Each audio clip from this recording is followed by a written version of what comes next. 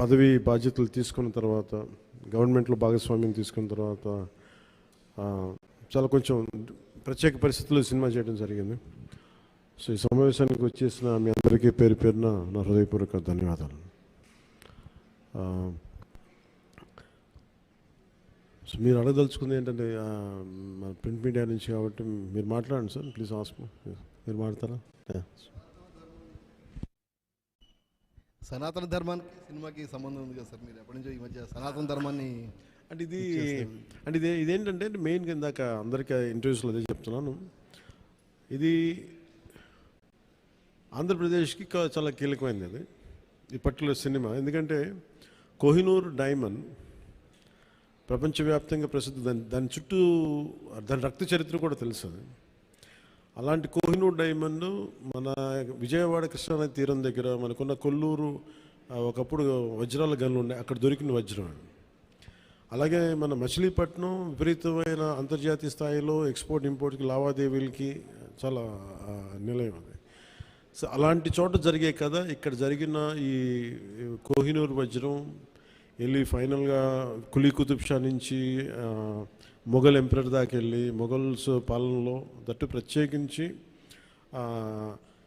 ఒక నియంతగా ఉన్న సొంత తమ్ముడిని కూడా, సొంత అన్నయ్యని కూడా చంపి, దారా సిక్కుని చంపేసిన ఔరంగజేబ్, తండ్రిని ఖైదులో పెట్టించిన ఔరంగజేబ్, అలాగే హిందువుగా బతకాలి అంటే పన్ను కట్టాల్సిన అలాంటి పరిస్థితుల్లో తీసుకొచ్చి దేవాలయాలు కూల్చేసిన ఔరంగజేబ్, అలాంటి ఔరంగజేబ్ ఆసీనుడైన ఆసనం మీద, నెమల సింహాసనం మీద ఉన్న కోహినూర్ని హీరో పాత్ర ఇవ్వబడుతుంది, అది తీసుకురమ్మని, అది అసైన్ చేయబడతారు.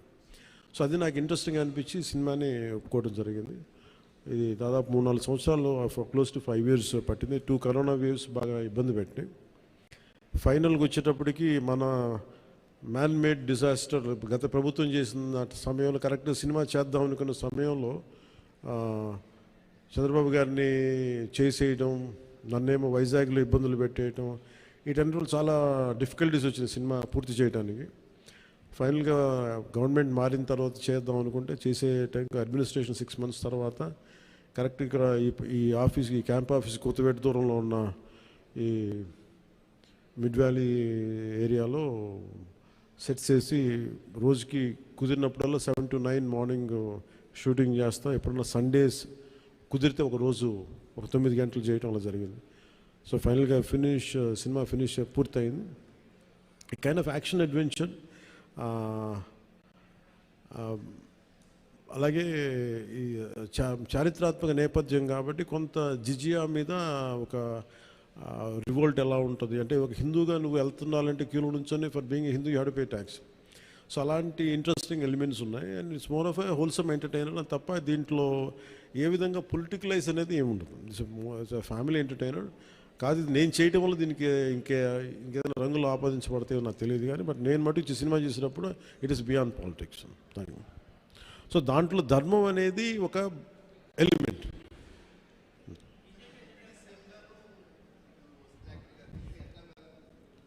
సార్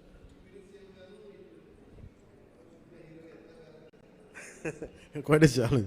ఇందాక కూడా ఎవరు ఇంటర్వ్యూలో అడుగుతూ ఉన్నారు, మీరు మేడం మీరేనా అడుగుతా అంటే సినిమాల్లోనూ ఒకటే చాయిస్ అంటే either films or politics at this stage అంటే I said I opted for politics. I opted for not cinema, politics. So అందుకే నా ప్రయారిటీ పాలిటిక్సే, అడ్మినిస్ట్రేషనే పెట్టి నాకంటూ కొంత టైం అనుకున్నప్పుడు దాన్ని బట్టికే కేటాయించడం జరిగింది. అట్లా సాధించాను. ఏ సినిమాకి చేయని విధంగా ఫస్ట్ టైం ప్రమోషన్స్లో దిగారు మీరు. ఇది చాలా ప్రత్యేక పరిస్థితులు ఉన్నాయి సార్. నేను మామూలుగా అయితే చేయను. అంటే నా వల్ల నిర్మాతలు నష్టపోయారు. అది కూడా ఎలా నష్టపోయారు, ఒకటి corona, 2 natural disaster, 2 natural disasters, ఇంకోటి man made disaster, administration disaster, ఇక్కడ పొలిటికల్ ఇది ఇక్కడ. సో మూడింటికి నిర్మాతలు బలైపోయారు. సో దానికి నేను ఒక నైతిక బాధ్యత వహించి లేట్ అయిపోయిన సినిమాని ప్రమోట్ చేయాల్సిన బాధ్యత నా మీద ఉంది. అంతేగాని ఎందుకంటే నాకు రెమ్యునేషన్ కూడా దీనికేమి అదే ఇంకా రేపు హిట్ అయితే నాకు తెలియదు కానీ, సో అలాంటి పరిస్థితుల్లో రిలీజ్ చేశాను. ఎందుకంటే ముందు సినిమా ఆడాలి, సినిమా రిలీజ్ అవ్వాలి, నిర్మాత బయటపడాలి అన్న సదుద్దేశం. అది కూడా ఏంటంటే నేను పాలిటిక్స్లో ఉండటం, గత ప్రభుత్వం చేసిన మ్యాన్ మేడ్ డిజాస్టర్స్ వీటన్నిటి వల్ల నలిగిపోయిన దానికి బలైపోయి నేను పాలిటిక్స్లో ఉన్నాను కాబట్టి బలైపోయారు కదా, ఇబ్బందులు పడ్డారు నిర్మాతలు. అందుకని వాళ్ళందరి తరపున నేను ఈ కనీసం ఈ ప్రమోషన్ చేయడం అనేది చాలా ఎసెన్షియల్ డ్యూటీ అనిపించింది నాకు. అంతమించి మామూలుగా అంత అవసరం ఉండేది కాదేమో. సార్, ఆ సినిమా తీసేటప్పుడు కొంత ఇబ్బందులు కూడా పడ్డట్టున్నారు మీరు. ఏంటి సార్? ఆ సినిమా తీసేటప్పుడు కొంత ఇబ్బందులు కూడా పడ్డట్టున్నారు, సమ్మర్లో కానీ నైట్ టైంలో షూటింగ్ చేయటం కానీ. అంటే ఎలా అంటే నేను అంటే ఇక్కడికి వెళ్ళి వైజాగ్లో అరెస్ట్ అయ్యి మళ్ళీ వచ్చి 4 రోజుల తర్వాత మళ్ళీ ఇలా చేశాను. అంటే అరెస్ట్ అంటే చూశారు కదా ఎలా పెట్టారు. అట్లాంటి పరిస్థితుల్లో మండు టెన్లో కానీ అంటే okay, that's part and parts, there is no complaint about it. నాకేమనిపించిందంటే ఈ ఇబ్బందులు పడటం ఒకటిను, పార్టీని నడుపుతా ఏమాత్రం హోప్లెస్ పొలిటికల్ సిచ్యువేషన్లో ఉండి సినిమాలు చేస్తా 10 రూపాయలకి 15 రూపాయలకి టికెట్లు ఏదైనా రిలీజ్ అయితే ఇబ్బందులు పెడతా, నాకు వీటన్నిటికీ దాటి అధిగమించి ఇక్కడ దాకా రావడం చాలా పెద్ద విజయం అనిపించింది. సో టఫ్ సిచ్యువేషన్ నుంచి ఇక్కడ దాకా వచ్చి I'm grateful for the producers.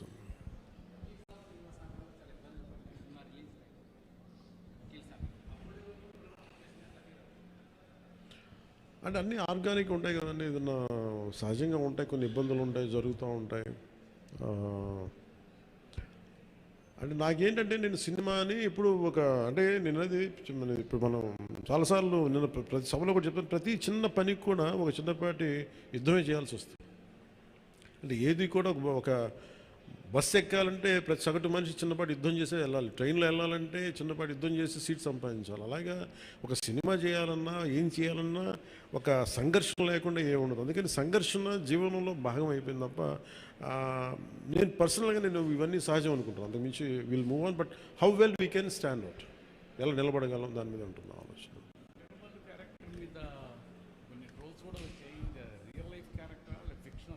ఇది ఫిక్షన్ క్యారెక్టర్స్, అసలు వాళ్ళు ఎవరో మాట్లాడారు, నా దృష్టికి తీసుకొచ్చారు కానీ అసలు సంబంధం లేదు.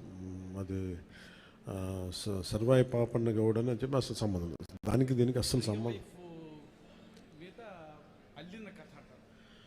ఇది వన్ ఈజ్ ఒక హై కాన్సెప్ట్. ఒకవేళ కోహినూర్ డైమండ్ని తీసుకొస్తే ఉంటుంది, దాన్ని కొర్లు మన ఈ మచిలీపట్నం పరిసర ప్రాంతాల్లో పెరిగే ఇలాంటి వాతావరణంలో పెరిగిన ఒకడికి ఈ బాధ్యత అప్పచెప్తే నిజాం నవాబు ఎలా ఉండొచ్చు, ఈ హై కాన్సెప్ట్. దీంట్లో ఎక్కడా కూడా అది ఒక ఫిక్షస్ క్యారెక్టర్ తప్ప దాన్ని ఎక్కడా కూడా అసలు చారిత్రాత్మక ఆధారాలు ఉన్న పాత్ర అసలు కాదు, ఫ్రమ్ డే వన్ నుంచి. It's very quite created character. Sir, Bheemla